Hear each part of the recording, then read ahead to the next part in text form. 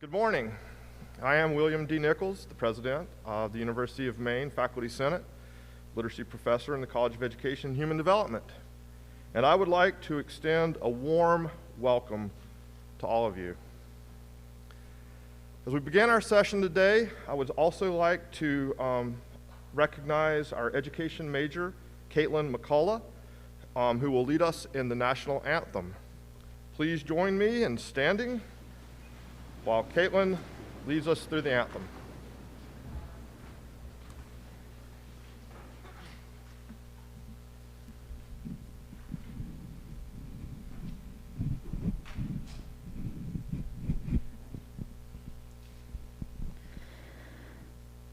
Oh, say, can you see by the dawn's early light what so proudly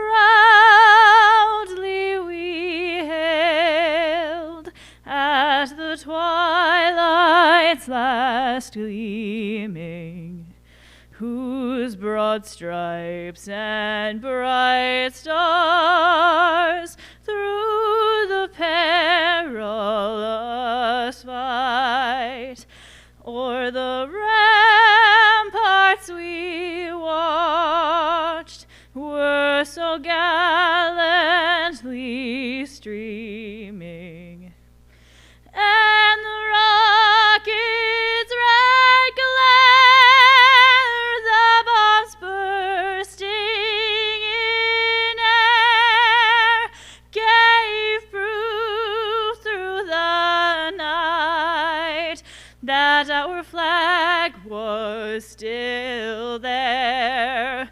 Oh, say does that star-spangled banner yet wave o'er the land of the free and the home of the brave?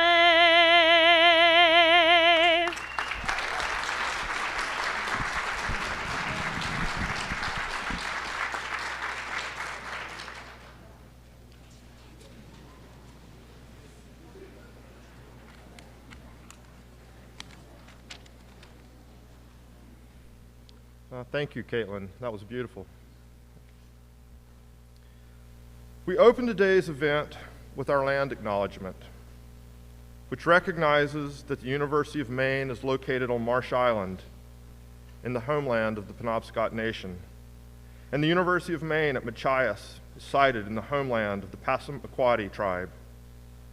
Both of our universities recognize that these homelands, issues of water and territorial rights and encroachment upon sacred sites are ongoing. Penobscot and Passamaquoddy homelands are connected with other Wabanaki tribal nations, the Maliseet, Micmac, through kinship, alliances, and diplomacy. UMaine and its regional campus also recognizes the Penobscot, the Passamaquoddy, and the other Wabanaki tribal nations are distinct, sovereign, legal, and political entities with their own powers of self-governance and self-determination. We invite all of you to consider how we live and we work on this land, and to attend carefully to the roles that each of us plays as members of the University of Maine and the University of Maine at Machias communities in shaping the future relationships with the land and among its people. Today, as we get ready to listen to the State of the University address, I bring you greetings from the Faculty Senate and from my colleague, Eric Jones, the president of the University of Maine at Machias faculty. It is a pleasure to see everybody here today, to be together and to celebrate the state of the university and to reflect on all that we have accomplished individually and collectively. To be here A great deal has occurred this past academic year, including many accomplishments to be proud of.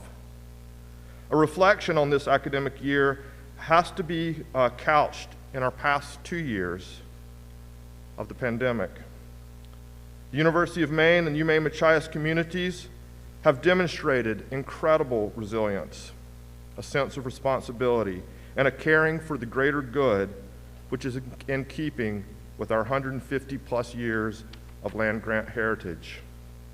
Extension and engagement activities, the service which we all provide, are along with education and research core to the mission of the University of Maine. The Faculty Senate will continue to work in collaboration with President Farini Mundy's administration to shine a brighter light on our collective outreach activities and the incredible significance, importance, and impact that these services provide to the people and to the state of Maine. It is a story of selfless acts, inspiration, and action that needs to be told, and together, in the year to come, we will do just that. I now want to introduce Professor Alicia Cruz Urube, the Edward Sturges Grew Associate Professor of Mineralogy and Petrology in the School of Earth and Climate Sciences. Cece is back from a research trip to Oak Ridge National Research Laboratory, and she will provide further introductions for President Farini Mundy. Thank you.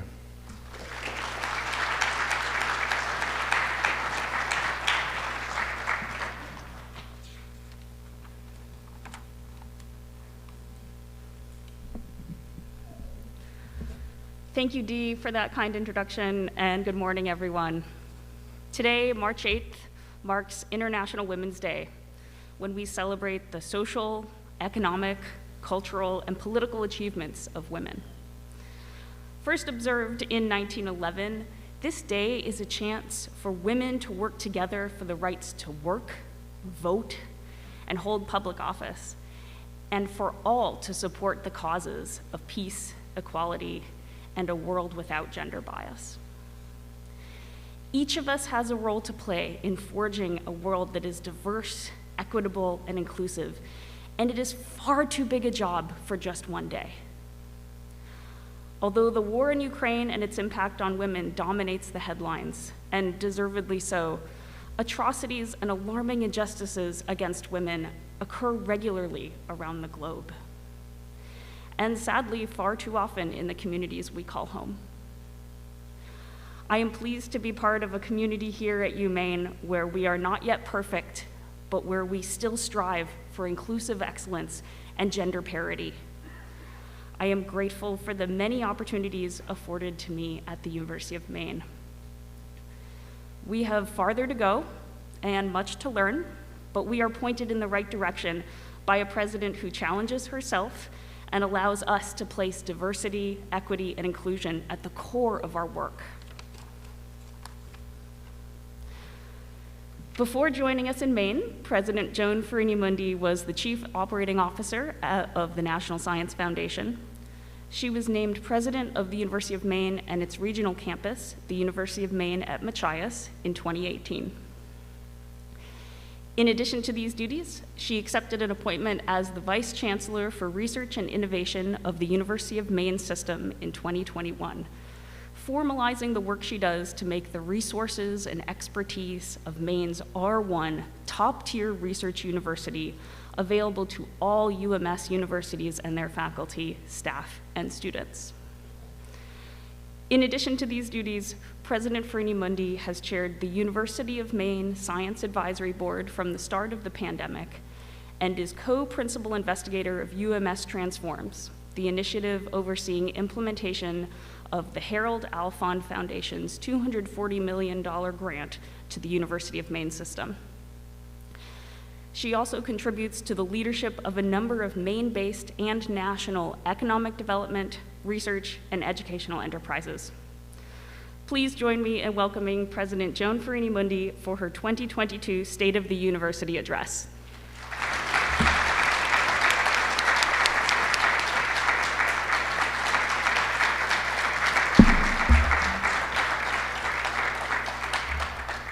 So today is Cece's birthday. I think we should wish her a happy birthday.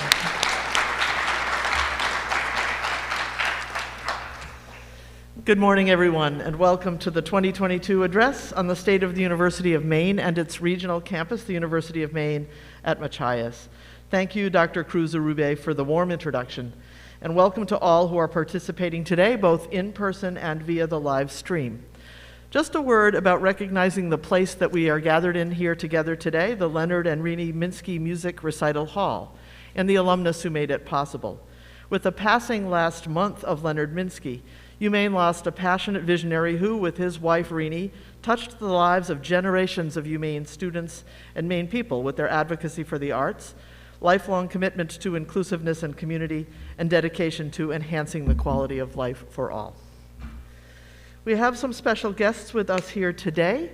I believe I see State Representative Maureen Terry here. Welcome, thank you for coming. And I am not sure if State Representative James Thorne has made it. He may be watching. But in any case, thanks to everyone for being here. And I see so many familiar faces. What I'd really like to do is have a conversation with you and find out how things are going for those I've not seen in a while. Members of the President's Cabinet are here, and I'll ask them now to please stand so that we can recognize their incredible work and commitment to this university. So if you all could stand, please, briefly.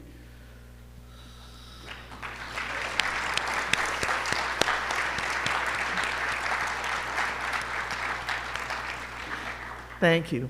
You'll hear from several students today. They include Zach Wiles, the president of UMaine Student Government, who will share some observations about the student in-person experience. Zach is a senior political science major from Old Town, Maine. You'll hear from Zach in a minute, but Zach, identify yourself so that folks see you. Thanks, okay. Also with us today is Valeria Roach, a native of Ukraine, now from North Carolina, who is a UMaine Naval ROTC cadet and a student in the School of Marine Sciences. I have asked Lyra to share her story and thoughts with us at this time. Our university communities and the world stand in solidarity with the people of Ukraine and all who are affected by the senseless violence and dangerous crises resulting from Russia's invasion of their peaceful country. So Valeria, I'd invite you to the podium.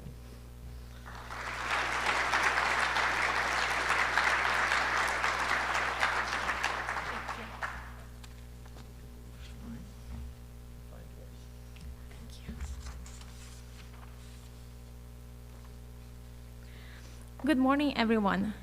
It's an honor to be sharing the stage with President Freddie Mundy and to be speaking to you today.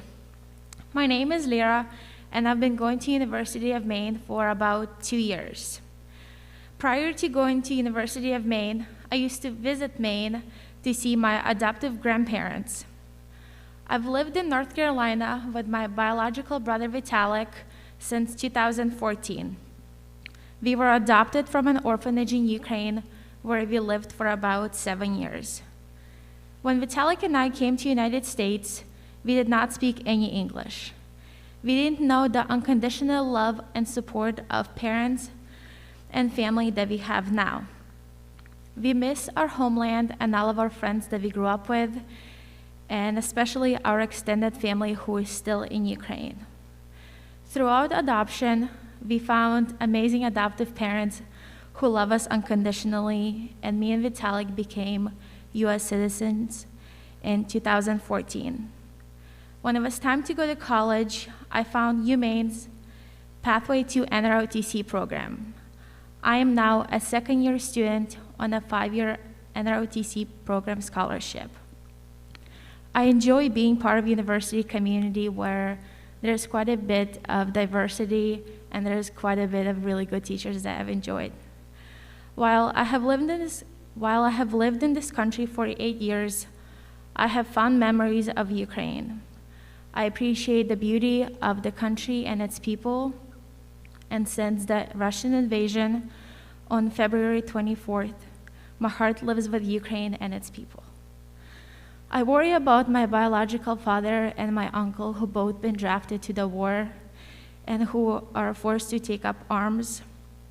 I also worry about my aunt and my cousins who are in Ukraine, and last I spoke to them, my aunt said that they can't have the light in their house because it makes them a target for bombing. I also worry about all the kids with whom I grew up in an orphanage, especially one of my dear friends, Sasha, and his family who are stuck in the city. Ukraine is no longer safe, and for them to stay there, it is very dangerous, and for them to leave, it's also just as dangerous. Sasha and his family are in danger no matter what they do. Amid the humanitarian crisis in my homeland, there is hope in the humanity. Countries are opening their borders, and strangers are opening their hearts to those who are forced to flee their country. Many nations are providing aid in various forms. There's a lot of people who are fighting for Ukraine behind the scenes, many selfless people who are helping everyone in need, and that gives me hope. It shows me that Ukraine is not alone. For the people of Ukraine, my hope is that they will come to feel safe again, that they won't have to worry about their kids or their loved ones, or whether tonight is the night. For the community of Humane, I hope we can do even more to help millions of others like me across the world who look at United States and colleges with hope. This university and this amazing school is a part of me now, and it can be for many other people who deserve the same chance that I've been given. My message to you today is, if you know of anyone who is impacted by the crisis, please check in with them. Please stay updated on what's going on in the news, and if you have financial means, please donate. I think it's important for people to be aware and to stay informed, because while it might not affect you directly, it affects people around you every single day. And I think it's important to help where you can. And I just want to thank you guys for all your help, for anything you can do for the people of Ukraine. Thank you.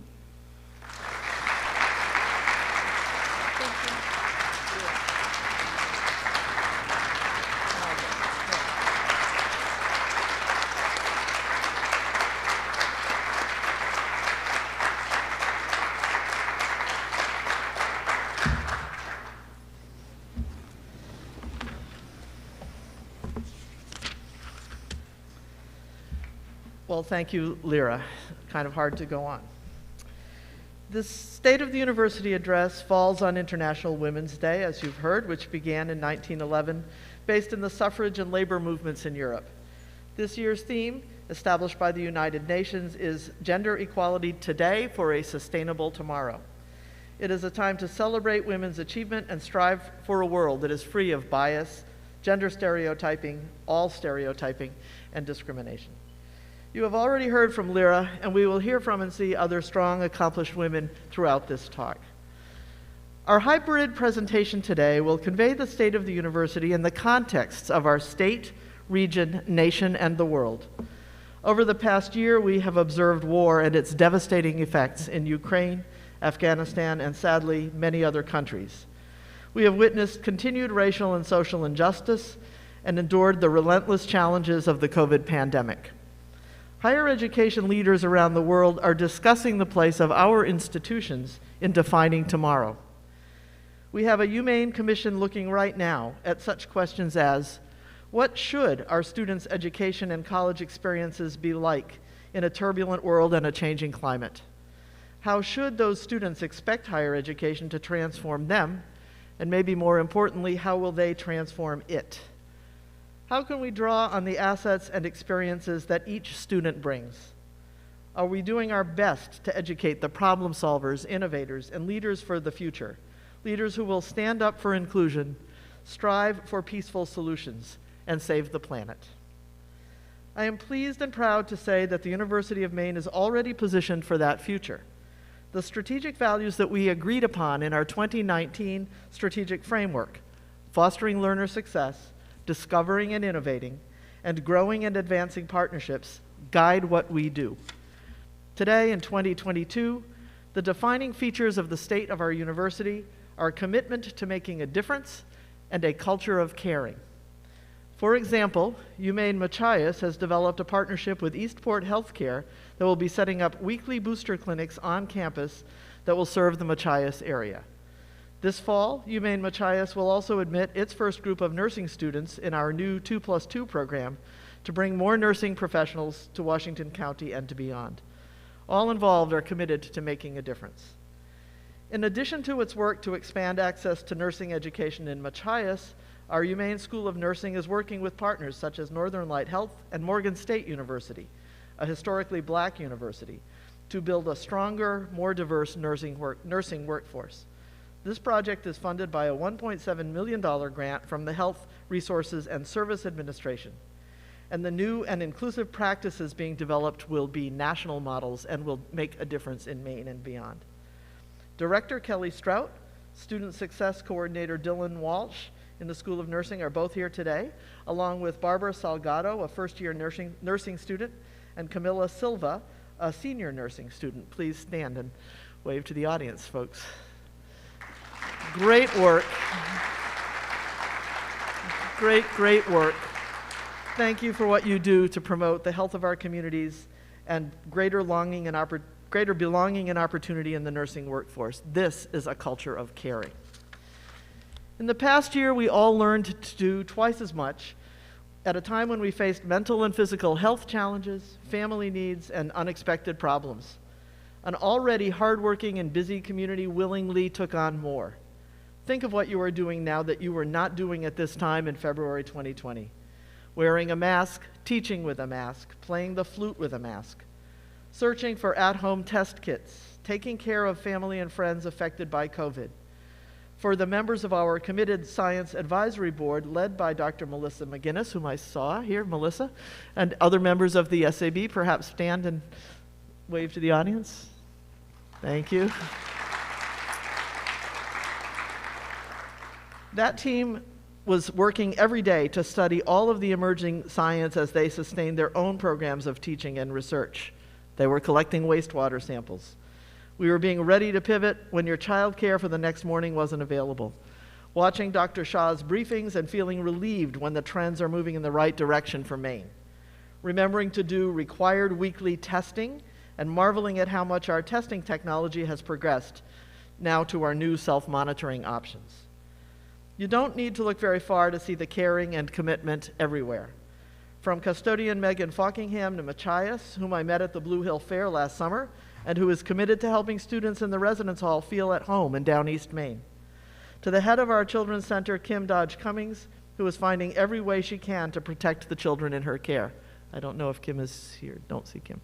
To faculty member Dave Townsend, saw Dave, recording his lectures, just in case a student with COVID can't come to class. And so many, many other examples of committed, caring people in our community. I'm very grateful. All of this has been added in to our busy, full, and demanding lives, where learning, research, and public engagement, the core work of universities, and the embodiment of our strategic values continue. Black Bears and Clippers care. We see it in so many places. The UMaine Counseling Center has expanded its mental health services and is supporting more than 1,000 people. The Bodwell Center and Black Bear Exchange have provided record amounts of food and critical supplies to students, and the Office of Veterans Education and Transition Services is supporting more than 400 veterans. UMaine Cooperative Extension is making a difference statewide, including through the thousands of hours donated by Master Gardener and Maine Harvest for Hunger volunteers, educating and helping Mainers to overcome food insecurity. And our students, throughout a very tough year, have made a difference. Zach Wiles will tell us more about this now. Zach.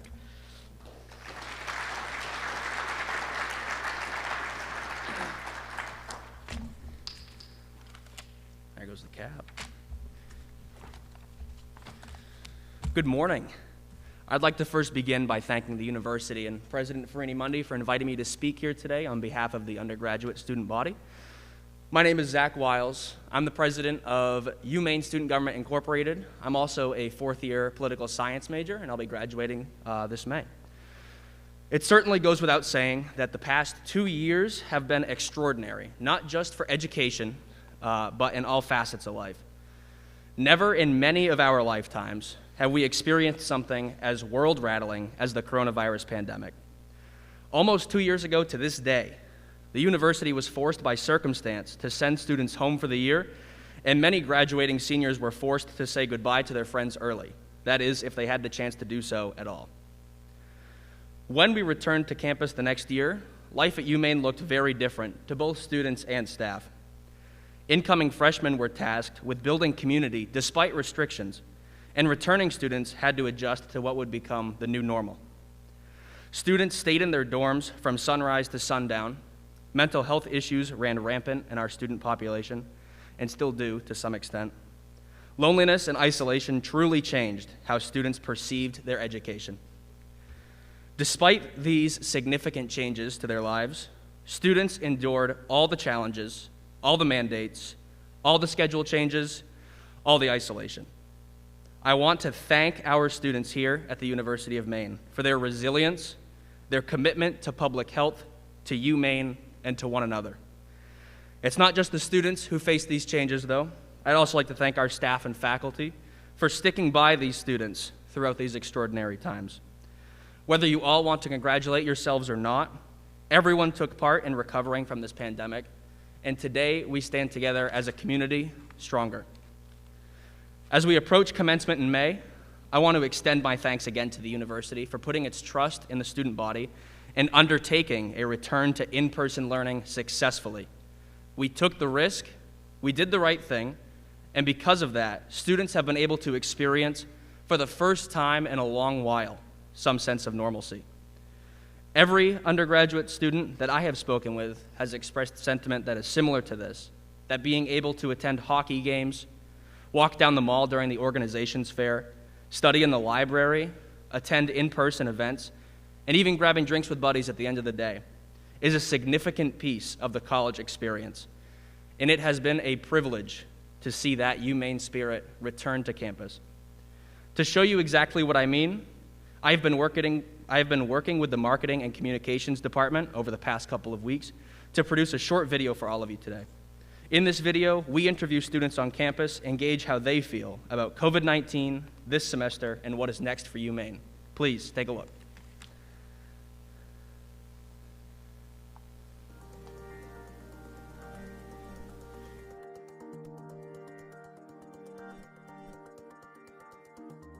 We've learned to live with it, I guess, and kind of adapted.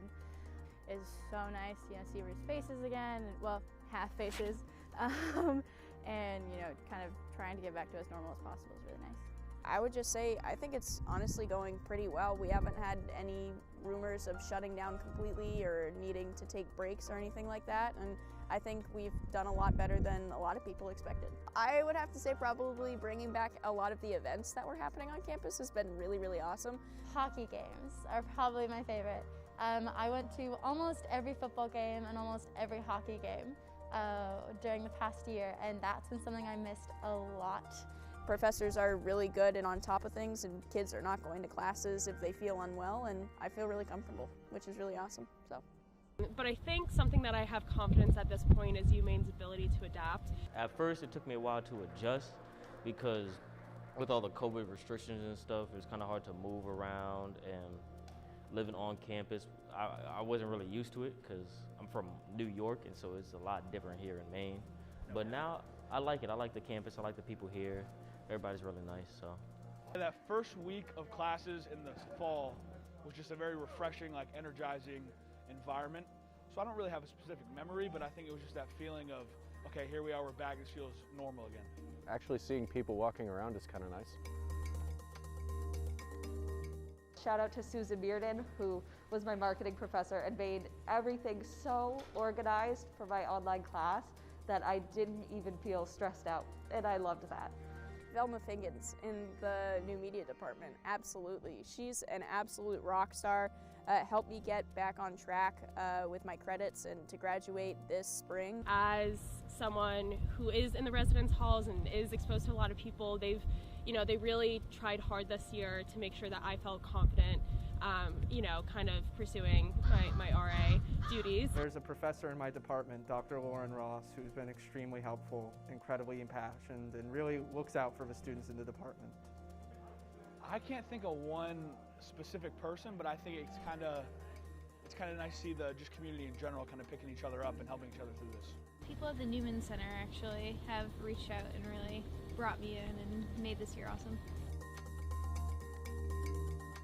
I know quite a few people who are going to Florida and they're not doing so great with COVID, and so it's just their concerns of coming back and having no masks, and then we're all gonna be sent home again. Like, I don't want to do that. I'm graduating in May. Like, I want to have an in-person graduation as much as possible. I think there needs to be a lot more student resources, especially mental health resources and accommodating academics. And I really hope that I have as normal of a senior year as possible, but I know that the world right now isn't normal in general, and it might be hard to find the normal that was present before COVID. There are restrictions that are out there. People just have to follow them, and I think we'll be fine. To me, it's very important to walk across the stage and take pictures with my family, because it's been 4 years of some pretty trying times, so it'll be nice to commemorate that.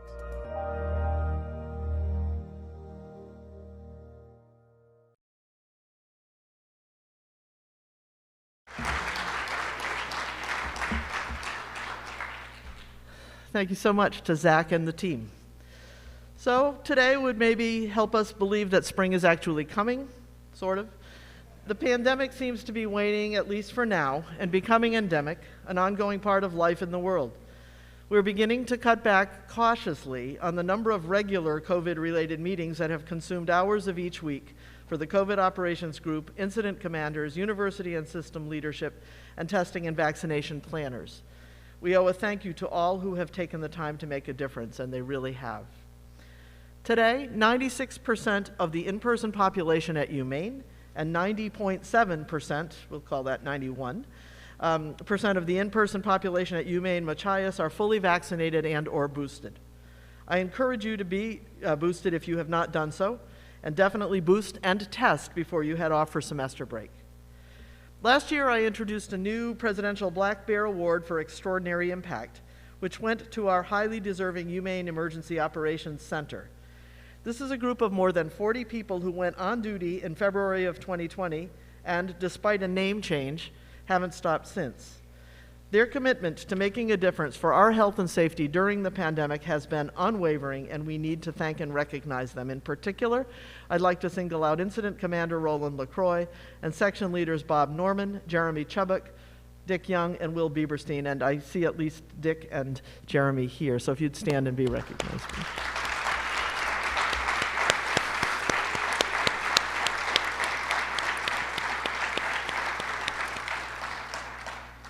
Thank you. At UMaine and UMaine Machias, we kept going, managing through a pandemic and so many other challenges, while at the same time persisting with all that it means to be a public state land-grant university. And we've prevailed and we've succeeded. Our state of the university really includes cause for celebration.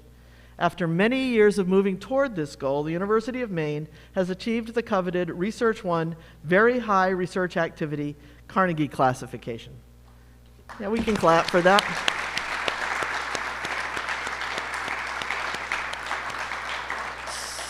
So, what does an R1 university look like? Let's see. We have a video.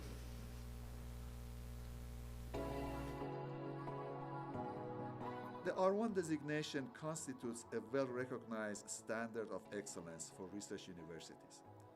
Therefore, it raises the national and international profile of the University of Maine, while providing students from Maine and beyond access to top education from a premier nationally recognized research university.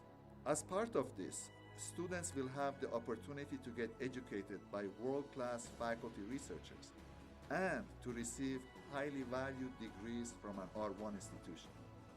It means that we're being recognized for all the fantastic and innovative work that has been happening for many years at the university. It reflects the strategic leadership of many people on campus that set a specific goal and got us to where we're at today. The productive faculty and researchers that have been working for many years and are leading in areas of research and the arts. Also the great collaboration that we have with partners outside of the university that provide ideas, provide resources, and help us make sure that our research makes a difference in the lives of Mainers and beyond. For current faculty members, they will gain more recognition and prestige through association with an R1 institution, leading to career enhancement and other benefits. And this includes greater funding opportunities for their research programs. Moreover, recruitment of new faculty will be strengthened due to the knowledge that the University of Maine is among the top-tier research universities in the nation and strongly values and supports research and creative activity. The research we do is very tightly coupled with opportunities for students. To have that research recognized at an R1 level, it recognizes the work of everybody. It's not just a very niche thing, it's the whole university. I've always been highly motivated to bring those types of opportunities to Maine and to make them available in Maine. When I graduated with my undergrad, there were not tremendous opportunities in Maine. I had to leave the state to get a job, and so it's been very important to me to invest in opportunities. People are dreaming up what's possible. People are investing in figuring out the unknown, and because people have been doing that at the University of Maine and being supported and doing the fundamental research, that's where you grow these types of solutions.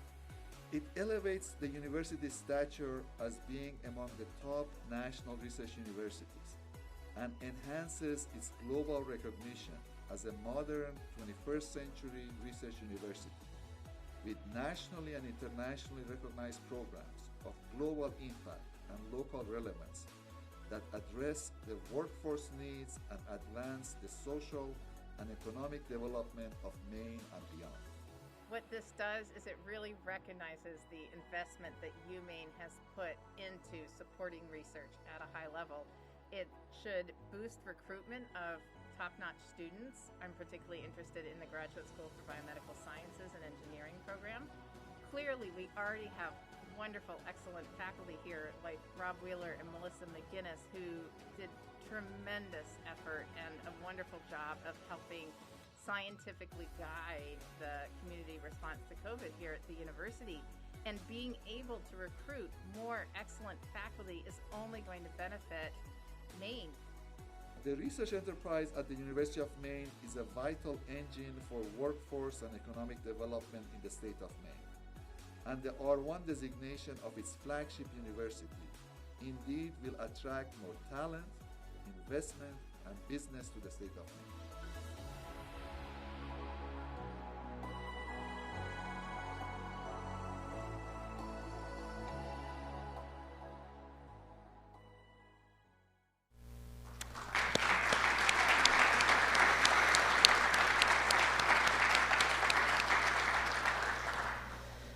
I want to thank Vice President Cody Vauraramian and our entire research team. We'll be publicizing our research successes and providing more opportunities to get to know our researchers in the coming weeks and months. And special thanks to our remarkable faculty and staff who are committed to making a difference in this area. They are doing just that, and that is the main reason why we're being recognized with this national designation that applies to fewer than 4% of universities. Thanks to the Faculty 5 who led advocacy in the state many years ago to introduce an R&D appropriation. Thanks to state legislators who have sustained the MEIF funding over decades, to Governor Mills, and to our congressional delegation, all of whom are a part of this great success story. Thank you. Our university is successful because we are an inclusive, student-centered community committed to making a difference and caring. We have much to be proud of over the past year relative to fostering learner success. Our retention of first-year students from fall 2021 to spring 2022 was 88%, which is similar to our average over the past few years, and this is during a pandemic. I know that our faculty went above and beyond to meet students where they were, to accommodate all of the uncertainties and challenges of COVID and more. Our students also were caring and understanding when faculty had to put their families or their health challenges first. Special thanks to all in residence life, our deans, and all the faculty and staff working directly in classrooms, studios, laboratories, research sites, and playing fields. Speaking of playing fields, and in particular on International Women's Day, I want to recognize the competitive success of Black Bear women's sports this year, with conference championships in field hockey and women's basketball. Tonight, women's basketball plays New Jersey Institute of Technology at 7 in the pit. Is that right, Ken? Okay, yeah. In the America East semifinals, and you can still purchase tickets, I'm told. I want to congratulate Phil Ann Dixon, who was named Diver of the Year at the America East Swimming and Diving Championships. 8 Black Bears also competed in the Olympic Games this year, including 2 of our current women's ice hockey players who are here with us today. Please join me in recognizing Amelie Andersen, a junior from Denmark, and Rahel Ensler, a sophomore from Switzerland. Are you here? You can stand up.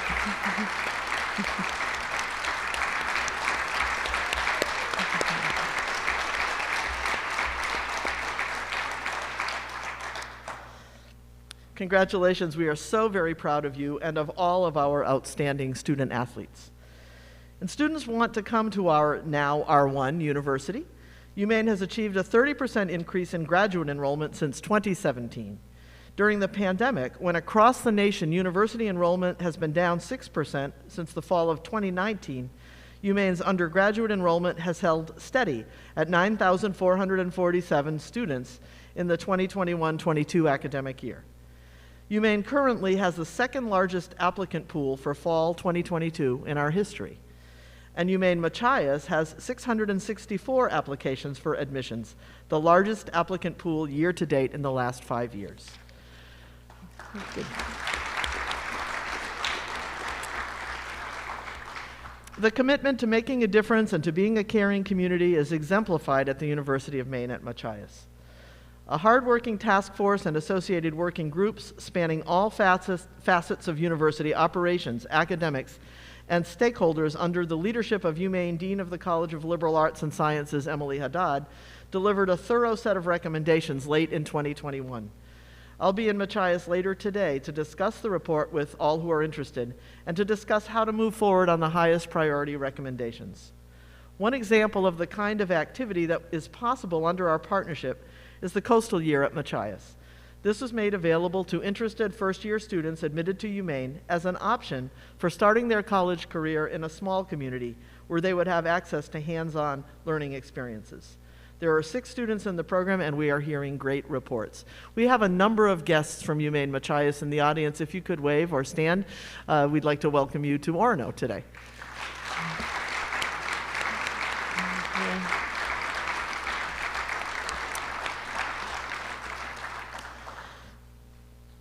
A student who exemplifies why our commitment to learner success matters is Yanni Gonzobo, a business and entrepreneurship major and a music minor at UMaine Machias.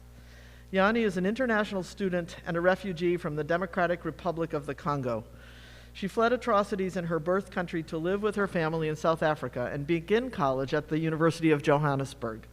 Yanni, along with her twin sister Janie, came to our Bold Coast campus in Machias in the fall of 2019. Both are here today. Can you wave? Or stand? But we will watch a video now. Let's watch this video to learn more about Yanni and how education transforms lives and how our students transform our universities.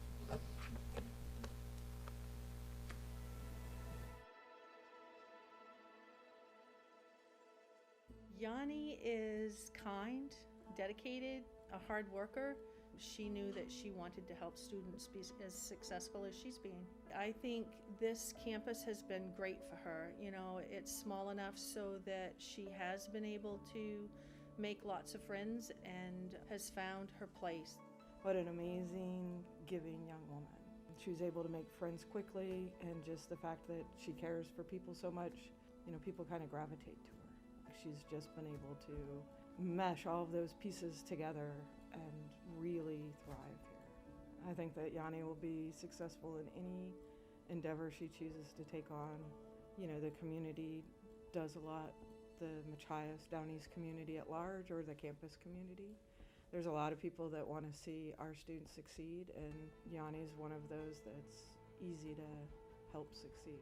Well, the community here is very friendly. They're very helpful. Everybody's willing and ready to help in some way. I've had friends here who had helped me throughout this, having to adapt to the lifestyle here in the United States. I chose business because I think business allows you to think out of the box, you know, to come up with something of your own, especially if it's something that you're really passionate about, being able to help others, you know. It's always good to return favor. Maybe it may not be the same standard. You'll be able to help another person for another person to help another person. So it's like a pyramid. Like, my experience here has helped me grow. There are some challenges that I've faced that just has helped me grow. I find Machias beautiful. The trees, the beach. I've been to one of the beach, and sometimes I'll even go alone just for that breeze, just for that peace. So I'm learning from what here, because we start small in order for us to be big.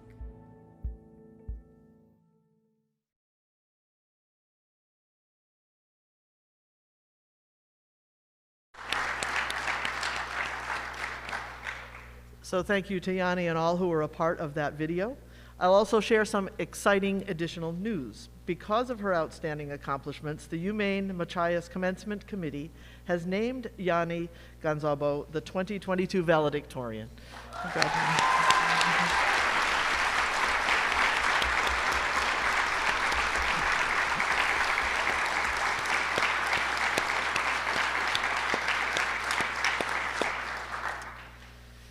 UMaine and UMaine Machias are becoming known for their commitment to making a difference by engaging learners in authentic experiences of discovering and innovating, enacting our strategic values. This past fall semester, almost 10% of our first-year class participated in our Research Learning Experiences initiative, weaving research and scholarship into the classroom starting in the first semester. I'd like to recognize Isabel Kostelnik, Isaac Dostal, and Kai Kelly, all RLE students who I believe are with us today. Are you here? Some of you want to stand and just say hello? Thank you. Great. This fall, we will have enough sections of the Research Learning Experiences to support 40% of the incoming class. And UMaine is taking the lead in working with campuses across the University of Maine system to make this program widely available. Faculty-mentored opportunities to create knowledge and search for original solutions through an RLE will give every new black bear and clipper an opportunity to know something first. Next week, we launch a campaign urging every student admitted to our universities to join us in the fall and start their college journey with a chance to unravel the unknown and create new contributions. Let's take a look at what knowing it first looks like at a top-tier research university committed to fostering learner success. Cherish this moment. The moment when you dared to dream. To be the first to know something profound. Something humbling. To push the boundaries of possibility and unravel the mysteries of the unknown. Remember this, the moment you set forth on the grand journey, the journey of self-discovery. The Research Learning Experience at the University of Maine was created to provide you with these moments at the start of your college adventure. Thanks to the generosity of the Harold Alfond Foundation and other donors, you will have a chance as a new UMaine Black Bear to enrich your first year in college with faculty-mentored experiences that create new knowledge, design new art, and discover original solutions. The only question is, what will you be the first to know?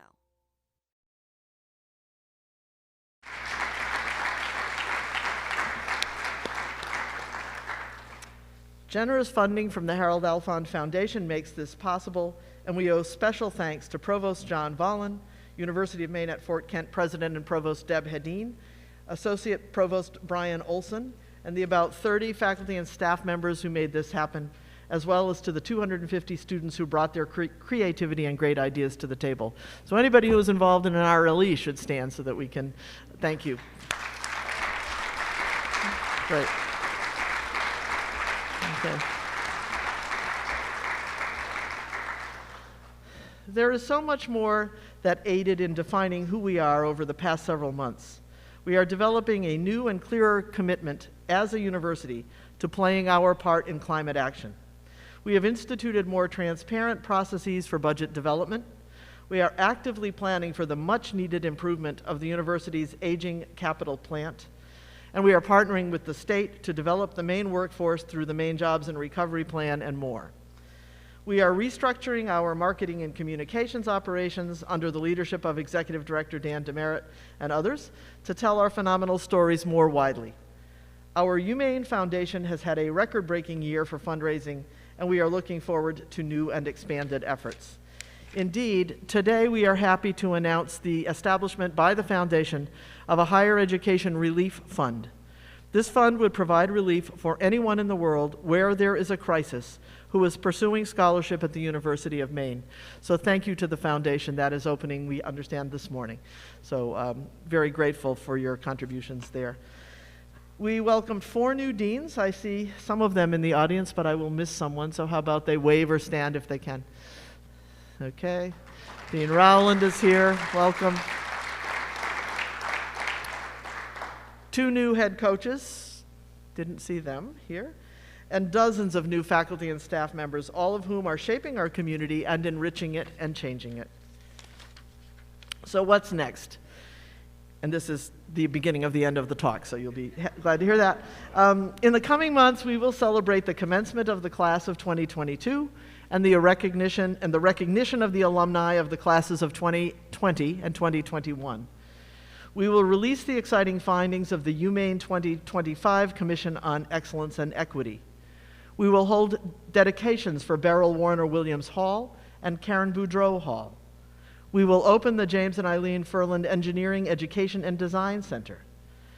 And we will work with the community to prioritize and implement recommendations from the UMaine Machias Regional Campus Task Force and the President's Diversity, Equity, and Inclusion Council. We will open searches for new administrators, faculty, and staff.